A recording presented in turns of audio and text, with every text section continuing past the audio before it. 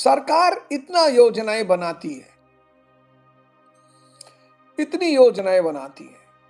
अब सरकार योजना सीधे तौर पर तो लागू नहीं करेगी, तो उसके लिए कार्यकारिणी की मदद लेगी, एग्जीक्यूटिव की मदद लेगी सरकार।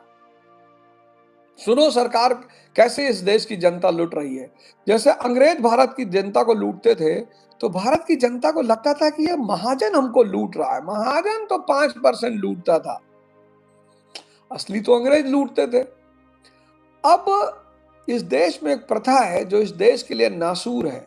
उस प्रथा का नाम है ठेकेदारी प्रथा। जब तक ये ठेकेदारी प्रथा या तो सुधरे और या खत्म हो जाए, जब तक ऐसा नहीं होगा तब तक इस देश के लोग लुटते रहेंगे। अब सरकार ने स्मार्ट सिटी, गोंडा को स्मार्ट सिटी घोषित कर दिया कि गोंडा भाई स्मार्ट सिटी है। आप सांस पे ध्यान बनाए रखिए, आप सांसों पे ध्यान बनाए रखिए, भागिएगा मत। आज मैं बता रहा हूं इस देश की जनता कैसे लुटती है।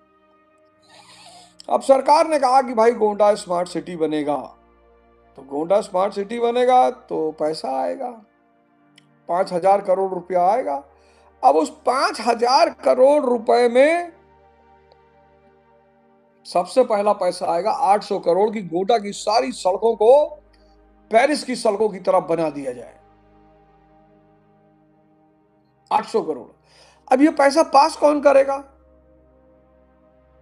एग्जीक्यूटिव पास करेगी। सांसद, एग्जीक्यूटिव, ठेकेदार, ये तीन एलाई कर लेंगे।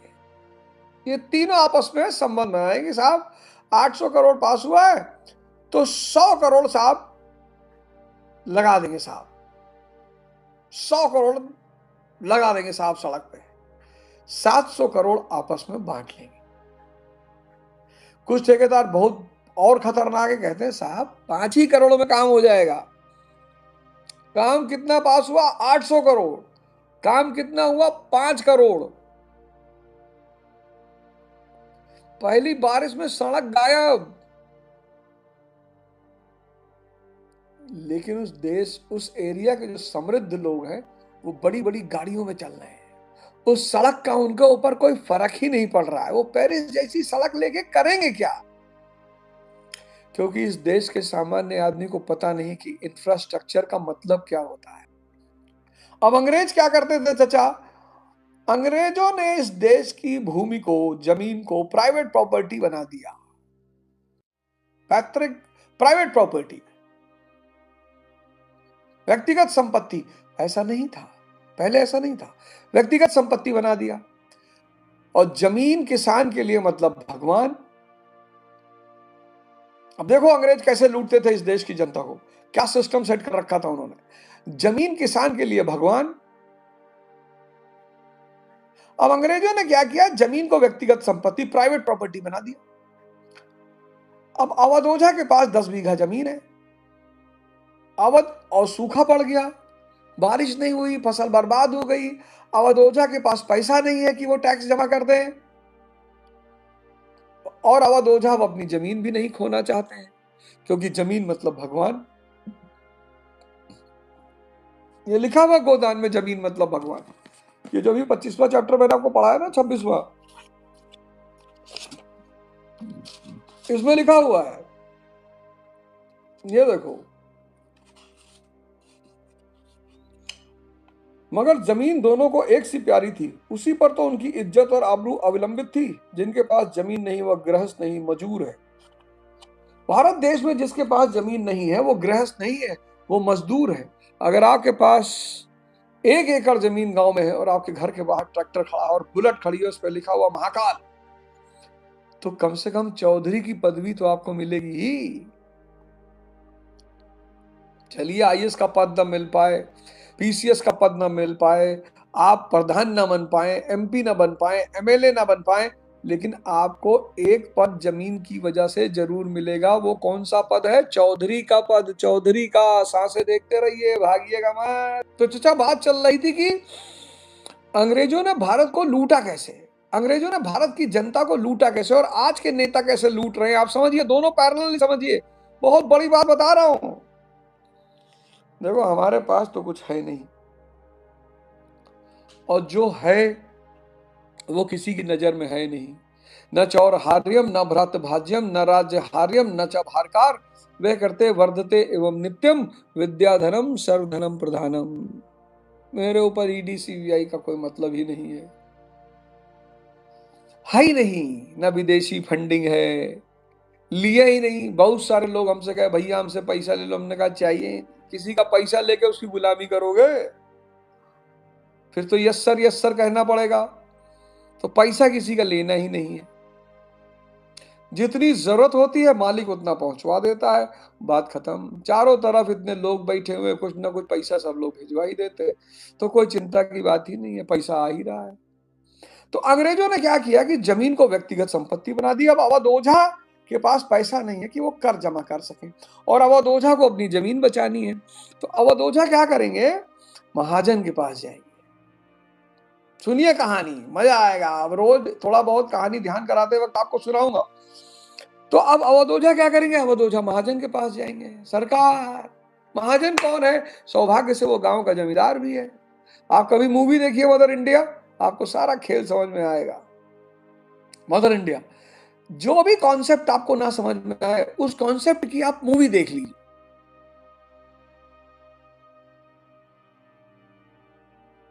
उस कॉन्सेप्ट की आप मूवी देख लीजिए। जैसे आप देख लीजिए सीरीज खाकी द बंगाल फाइल्स, लेकिन जब भी आप सीरीज देखिए एक एपिसोड एक दिन देखिए बस। आप डाले तुरंत 5 घंटा बैठ के एपिसोड देख रहे हैं, ऐसे मत करिए। आप देखिए नेता, अधिकारी और अपराधी के बीच का नेक्सस अगर आपको देखना है तो आप सीरीज देखिए खाकी द बंगाल फाइल्स, बहुत मजा आएगा। नेक्सस अगर आपको देखना है, नेक्सस एकदम बढ़िया से समझ में आएगा कि कैसा नेक्सस है। तो भाई अवध ओझा पहुंच गया महाजन के पास। महाजन जमींदार भी है कि माई बाप जमीन बचानी है, क्योंकि जिस किसान के पास जमीन नहीं वो ग्रस्त नहीं, वो मजदूर है। महाजन ने कहा भाई 20% ब्याज लगेगा। 20%?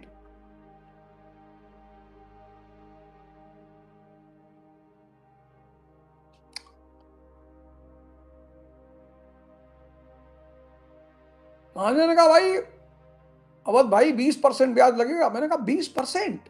बोले हाँ भाई 20% लगेगा। अब मुझे अपनी जमीन बचानी है, मैंने ले लिया। 20% ब्याज जिनके पास रेगुलर आमदनी नहीं है कहां से देगा, नहीं दे पाएगा। अच्छा महाजन क्या करेगा, महाजन अवध ओझा की जमीन कब्जा कर लेगा। अवध ओझा उस पर क्या पैदा करते थे, गेहूं और धान। महाजन उस पर पैदा करेगा इंडिगो, नील, अफीम, कॉटन, कैश क्रॉप पैदा करेगा और विदेशी बाजारों में बेचेगा। बस वही हाल आज हो रहा है। आज भी भारत उसी शोषण से गुजर रहा है।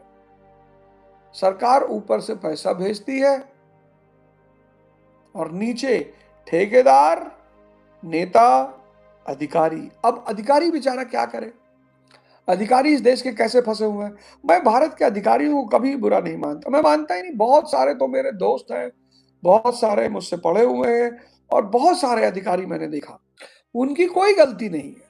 क्यों नहीं है मैं बता दूं क्यों नहीं है। भाई अगर उन्होंने सिस्टम के विरुद्ध में काम किया तो जो हाल अर्जुन मोइत्रा का हुआ खाकी द बंगाल फाइल्स में, वही हाल उनका भी होगा। जो हाल अर्जुन मोइत्रा का हुआ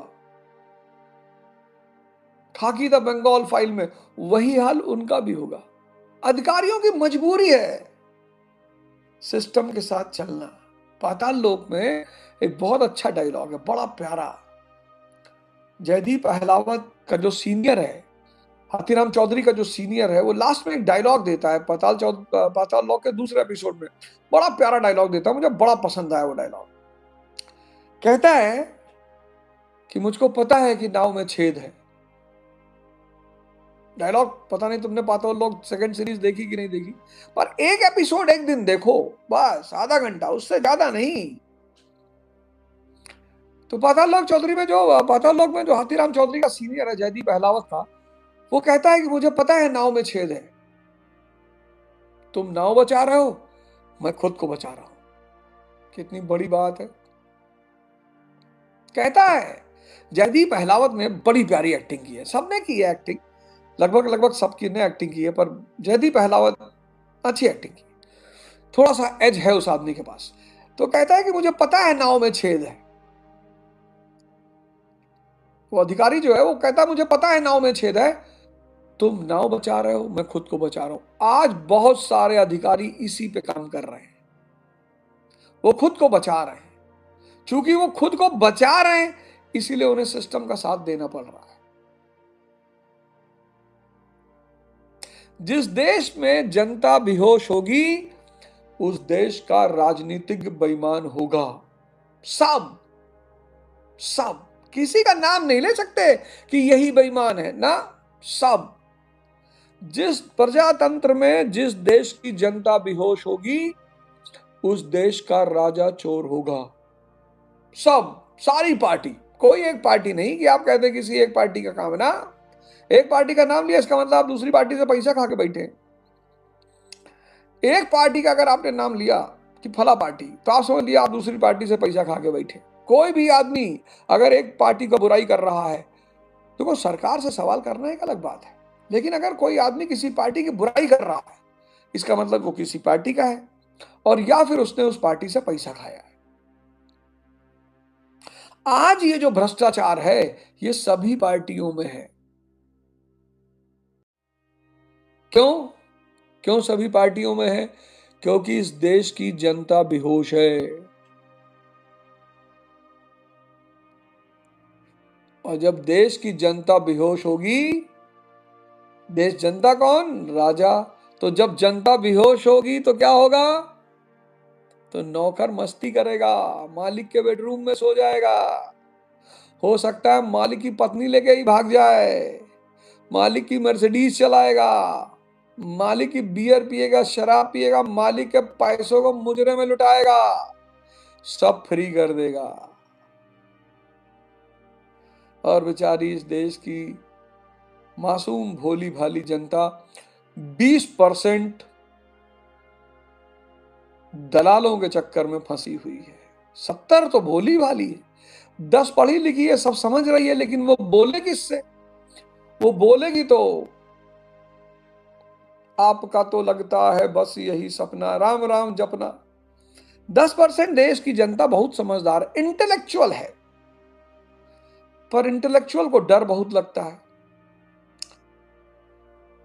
20% दलाल हैं, यही 20% ने 70% का दिमाग खराब कर रखा है। तुम दलित हो, तुम ब्राह्मण हो, तुम हिंदू हो, तुम मुसलमान हो, जिस दिन इस 70% को कॉकरोच जनता पार्टी एक कर ले जाएगी और ये समझा ले जाएगी कि जिस तरह से अंग्रेज भारत के धन का निर्गमन कर रहे थे, ड्रेन कर रहे थे, उसी तरह आज की ये राजनेता, सभी दल के राजनेता भारत के धन का निर्गमन कर रहे हैं और सभी दलों में भ्रष्ट नेता हैं, तो फिर इस देश का वो 70%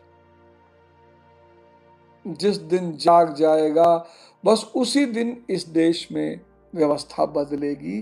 क्योंकि उस 70% ने अगर सही जगह वोट कर दिया, मैं तो बस एक चीज चाहता हूं, आप सही जगह वोट कर दो।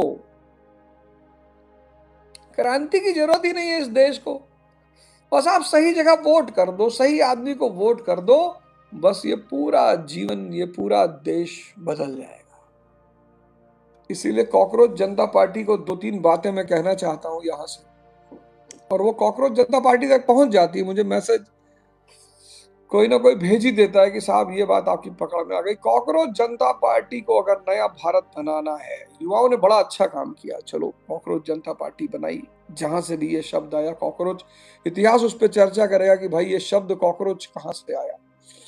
कॉकरोच एक ऐसा कीड़ा है जिसकी बड़ी विशेषताएं, उसका सर काट दो फिर भी नहीं मरता। वो कहते हैं अगर न्यूक्लियर हमला हुआ, कहीं भी न्यूक्लियर हमला अगर होगा तो कॉकरोचों पर रेडिएशन का कोई असर नहीं होगा। कितनी बड़ी बात है। कॉकरोचों पे रेडिएशन का कोई असर नहीं होगा। यानी अगर न्यूक्लियर युद्ध हुआ तो इस दुनिया में अगर कोई बचेगा तो कॉकरोच बचेंगे। चलो, युवाओं के पास भगवान का ये बहुत बड़ा वरदान है कि कॉकरोच बचेंगे। ये क्वालिटी होती है युवाओं की। रेडिएशन का कोई फर्क नहीं पड़ेगा। रेडिएशन मतलब तनाव, स्ट्रेस, एंजाइटी। पर आपने ये जो पार्टी बनाई, बहुत अच्छा किया बनाया। इस पार्टी को आप बहुत ही पॉजिटिवली इस्तेमाल कर सकते हैं। अगर आप किसी के बहकावे में आए और आपने उत्पात मचाया और आपने बदतमीजी की, तो आप ये जान लो कि भारत एक अलग तरह का मुल्क है। भारत एक बिल्कुल अलग तरह का मुल्क है। भारत की स्थिति बिल्कुल अलग है। भारत में उदंडता संभव नहीं है। एक तो सबसे बड़ी बात जानते क्या है कि भारत, हमारे नेता क्यों निश्चिंत हैं? उसकी एक वजह है, उन्होंने भारतीयों को कई वर्ग में बांट रखा है। अगर लीडरशिप दलित के हाथ में होगी तो ब्राह्मण क्षत्रिय दूर रहेंगे। अगर लीडरशिप ब्राह्मण क्षत्रिय के, आप गौर करिएगा इन बातों पे, अगर लीडरशिप ब्राह्मण क्षत्रिय के हाथ में रहेंगे, दलित दूर रहेगा, मुसलमान दूर रहेगा।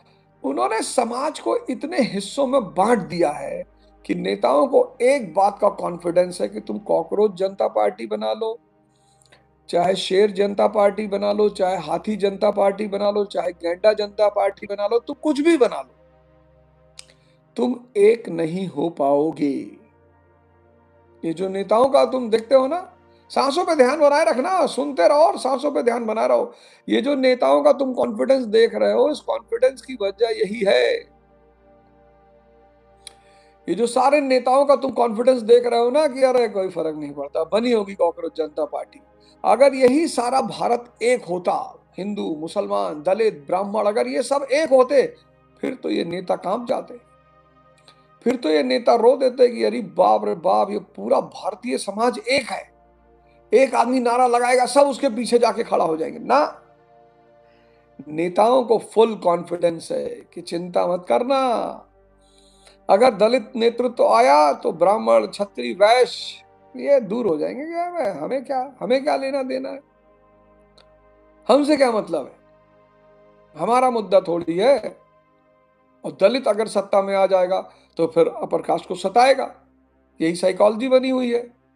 ब्राह्मण, क्षत्रिय, वैश्य अगर लीड करेंगे तो दलित लीडरशिप उनको समझा देगी कि बेटा, एक बार ब्राह्मण, क्षत्रिय, वैश्य दोबारा सत्ता में आ गए तो मनवादी शासन फिर से शुरू हो जाएगा, तुम मारे जाओगे, फिर गुलामी शुरू। किसी ने मनुस्मृति पढ़ी नहीं है?